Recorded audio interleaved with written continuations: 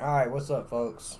I just want to say thank you for being here. Thank you for watching my video. This is one of my newer channels. I have not a video, uploaded a video to this channel for quite some time because the financial system has been totally, yeah. But it's something that's a passion to me. Like, I have several passions, but understanding how money works is something that I think that everyone should be taught, everyone should know. And I'm not sitting here professing to be some, like some master, at how this stuff works. As a matter of fact, anyone that tells you this is a fool. Because to be straight up and be honest, no one can predict what's coming like with precision. Now, we can all tell you that financial Armageddon's coming and you should prepare. Absolutely. But no one can say this, the market's going to crash tomorrow. The dollar's going to do this. No one knows. No one has any idea. No one can even agree on whether we're going to have inflation or deflation. And most people, like, okay, when we've had our depressions back through history, especially like the Great Depression. The Great Depression in 29, we had, when things are going up and credit's flowing and people are buying, taking out loans and buying new cars and shit, you have inflation. It's more money entering the economy. And that's not a bad thing as long as productivity is increasing and more goods and services are being added as well. That's the key. But if you have more money entering the system with the same amount of goods and services, or in this example last year where we shut it down and add more money, we got problems. I don't know how this is going to manifest, but it's not going to be good. It's not good. That's why we have inflation, because we have actually supply chain breakdowns. I drive a big truck. I kind of know what's going on in this industry. Supply chains are breaking down left and right. Amazon is taking over. And I know I sound like a weirdo saying this, but I'm telling you, like, I see them building Amazon everywhere. I'm not against companies, if in competition and whatnot, but supply chain is so fragile and delicate and so intricate. It's so multi-layered and faceted. You can't even imagine what pulling one peg does throughout that entire, like, which trucking company, how many employees that trucking company hires, how many gallons of gas that they buy, where does that person stay, it matters to which hotels the corporate executives, when they come into town, stay at. Like, we have a town up the street. I live in Georgia, LaGrange, Georgia. It's a nothing town. It's south of Atlanta toward Auburn. It's like maybe an hour southeast or southwest of Atlanta.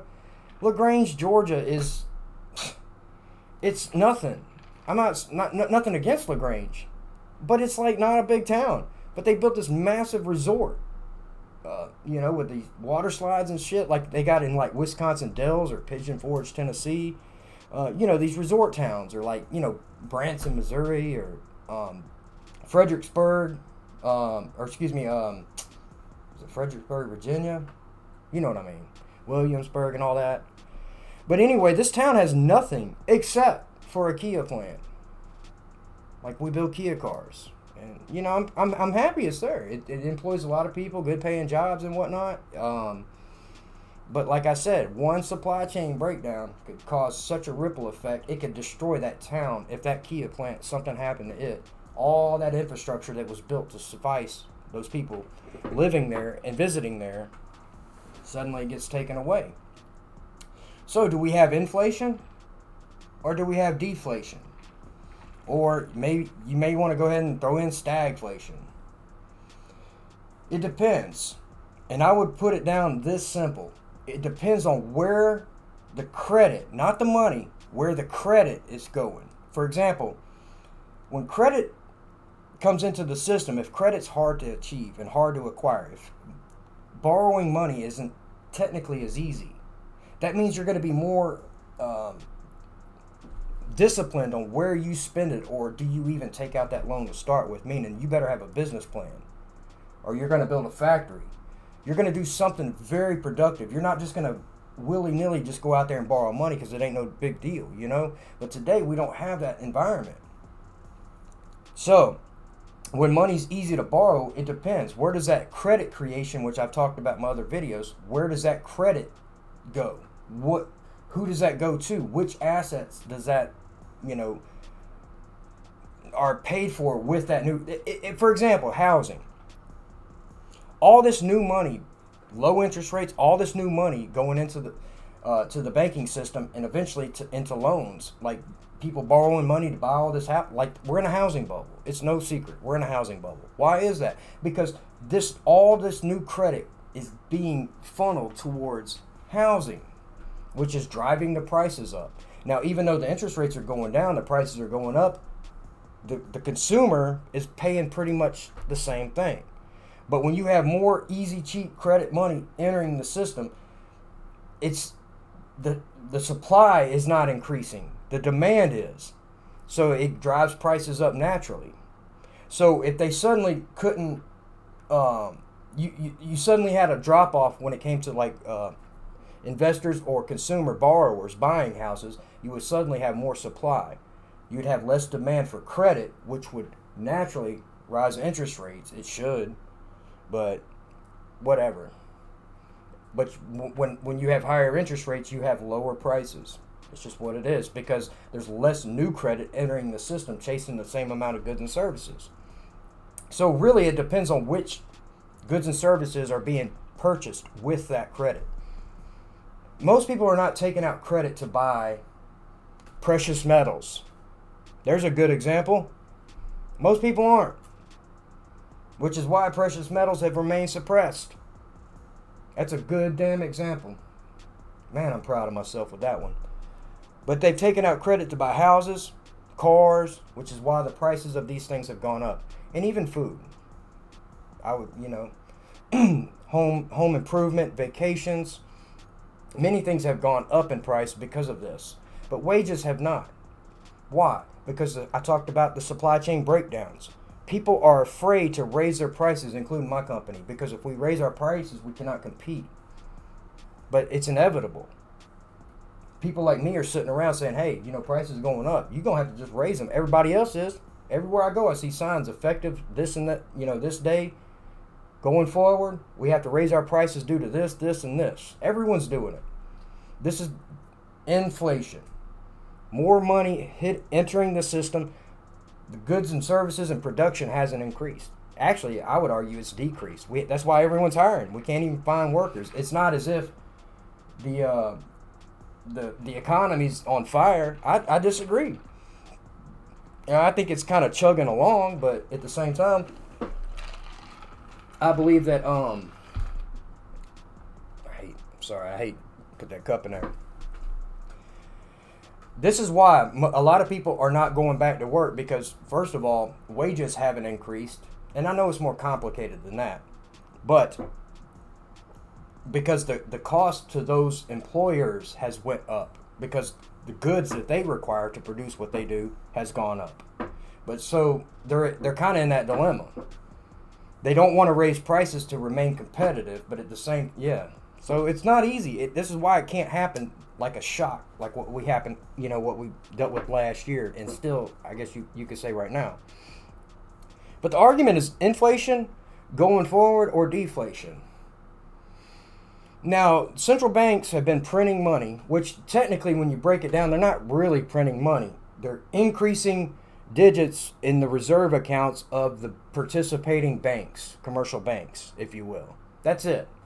Which is basically, some people call it forward guidance, which is a fancy way of saying jibber jabber. Like when the Fed chairman gets on there, Jerome Powell gets up there and says, we're going to keep interest rates low. Dude, the Fed doesn't dictate interest rates other than purchasing bonds and treasuries and mortgage-backed securities off the market, which drives interest rates down and creates it's artificial. So they have to use reserves, and they buy these things from the primary dealer banks. They increase the bank's reserves accounts right there. It's basically like the Federal Reserve the banks all have accounts at the Fed.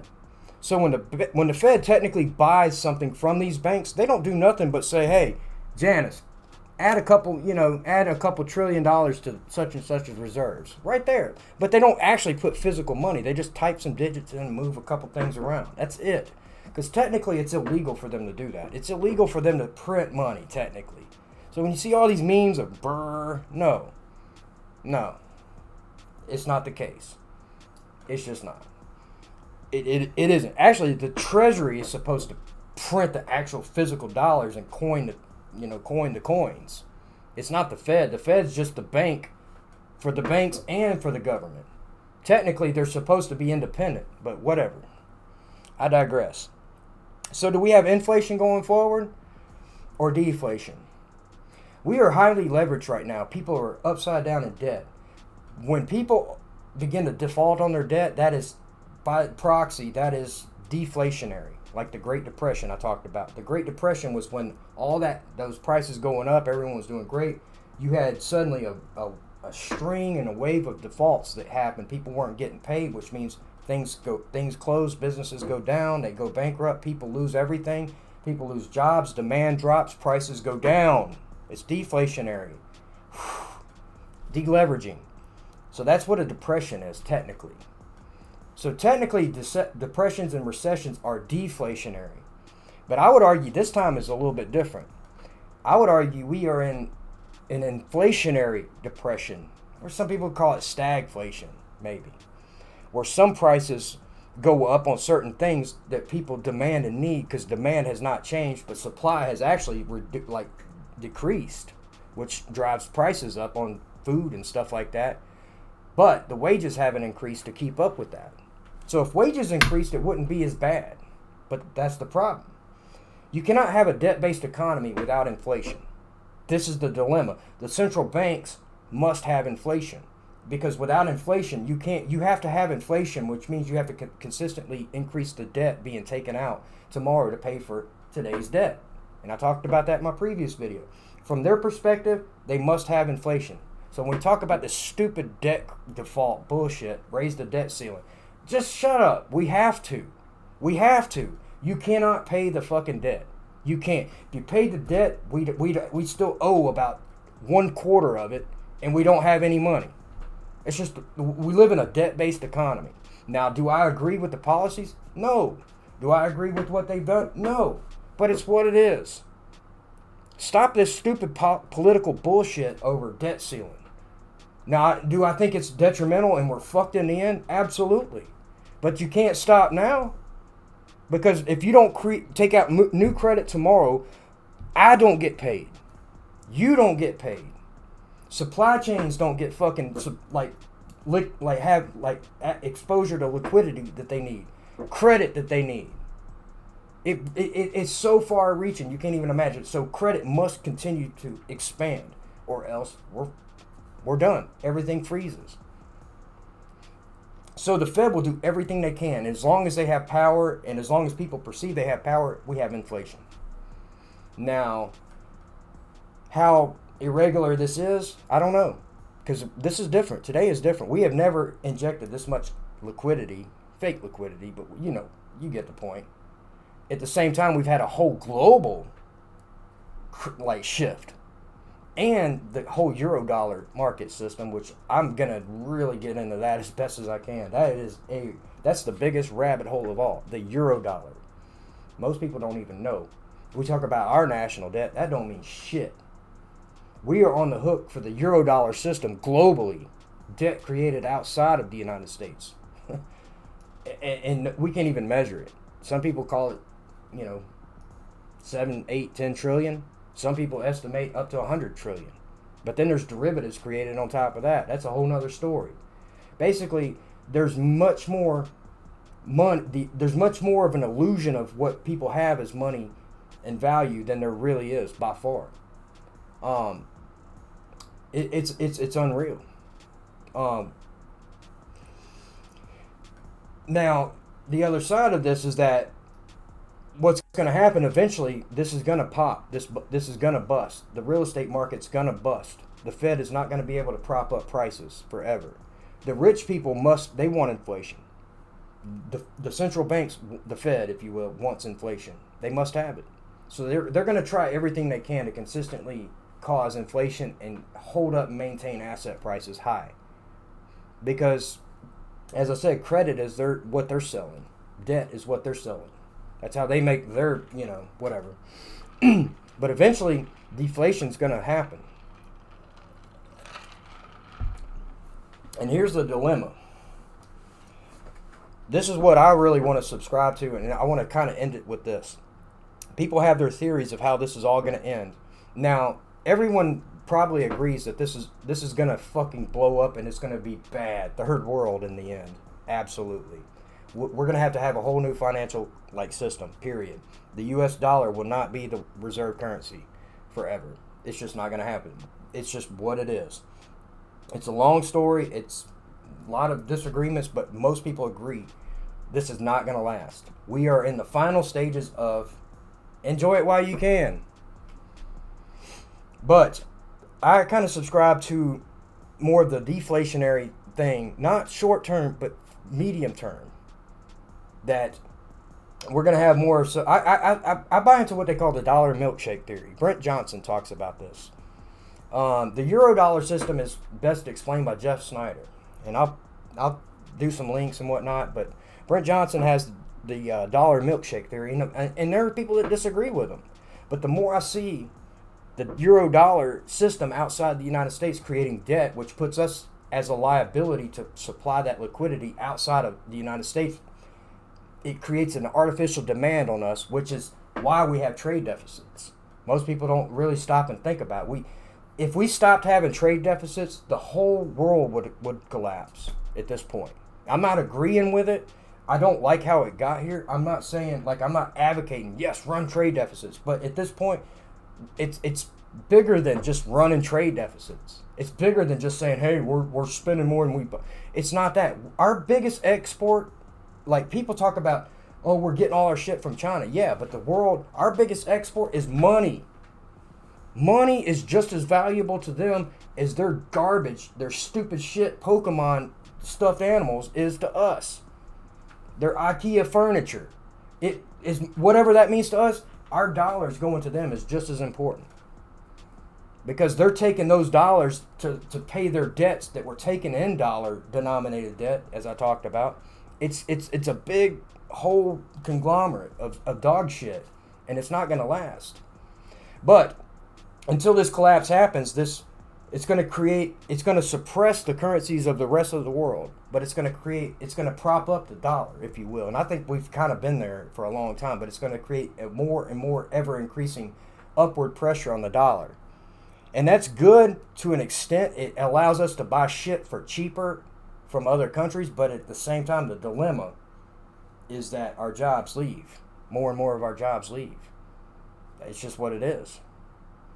Now, there's really no way to put the toothpaste back in the tube at this point. It's been over. How long this lasts, I don't know.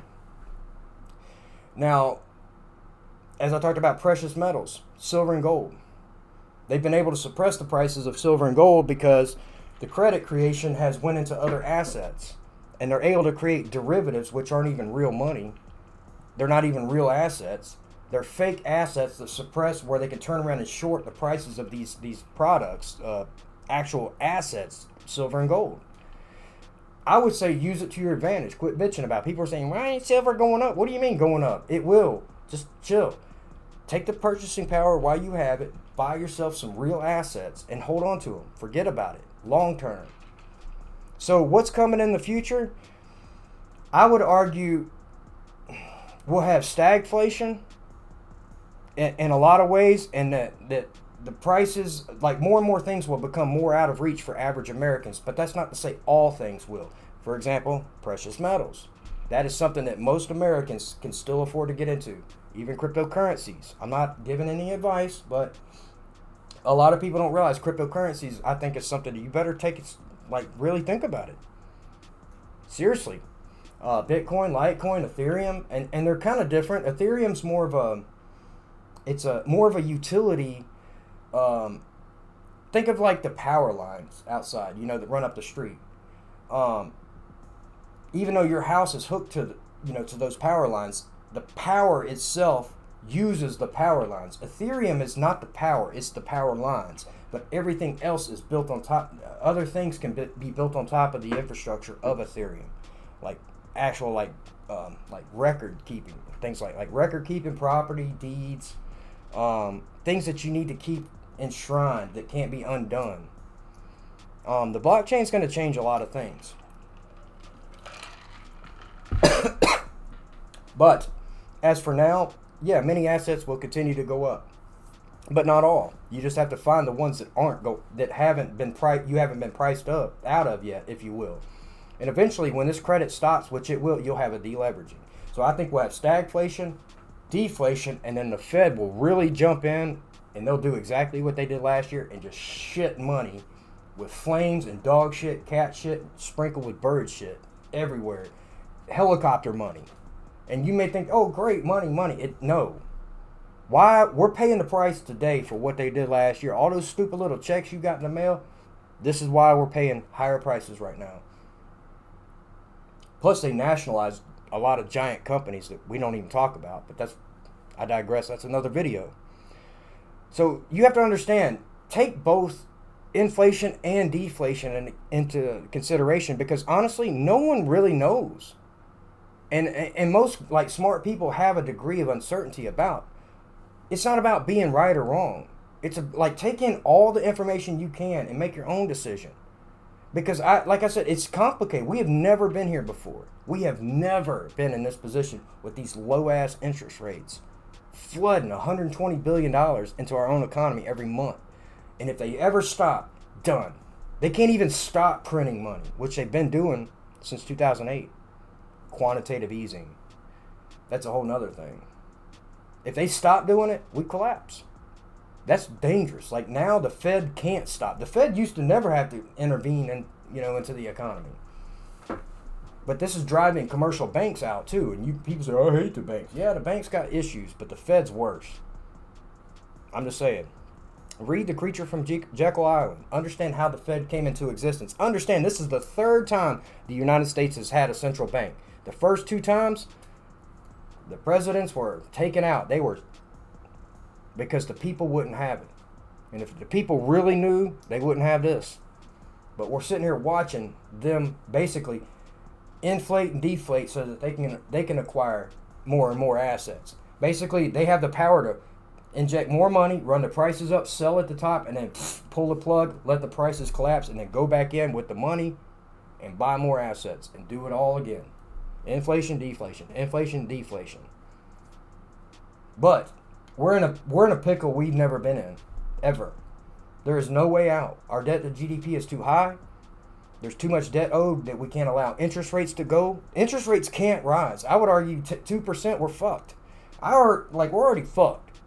But the thing is if they ever if they continue to suppress interest rates, that means they can only suppress interest rates by injecting more money into the economy, which causes more inflation. But if they ever stop doing that, yeah, interest rates go up. But at the same time, debt defaults like a motherfucker. There's so much debt, outstanding debt, it can't be paid back if the interest rates rise. But at the same time, keeping them low increases the debt even more. It's exponential. It's exponential. And I think we've kind of reached the hockey stick. Do your own research. I would argue, like, inflation on a lot of things, especially if they start to do things from the White House, if they start to pass bills where the Treasury. So you have monetary policy and you have fiscal policy. Fiscal policy is from the Treasury. That's where they send the money like they did last year directly to you. That's different. That right there is more impactful on inflation than the Fed. The Fed, when they do things, that stimulates the banking system. So it causes rich people's shit to go up more so than others. Boats, yachts, cars, and housing and things like that. But when the government does it to lower income people, it causes inflation on regular things. You know what I'm saying? So think about it. Just do your own research. Look, I hope to help someone. Inflation and deflation, it's all coming. And eventually collapse. I don't think we have that long. Start doing your homework and start to hedge yourself against this stuff, man. Because it's all going to end. Look, I don't mean to be negative. Prepare yourself, man. The hopeful, the good, like the silver lining is you still do have time to get yourself into certain real assets, whether that's buy a piece of damn land outside, gold, silver, platinum, palladium, Bitcoin, learn about cryptos and stuff like that, and understand how to hold your own cryptos. There's a lot to it. But look, I'm going to go ahead and cut it, and I got more coming to you later, and I apologize. I know it took long, but this is not an easy topic. I love y'all. Have a good one. I'll see you this weekend. Take care.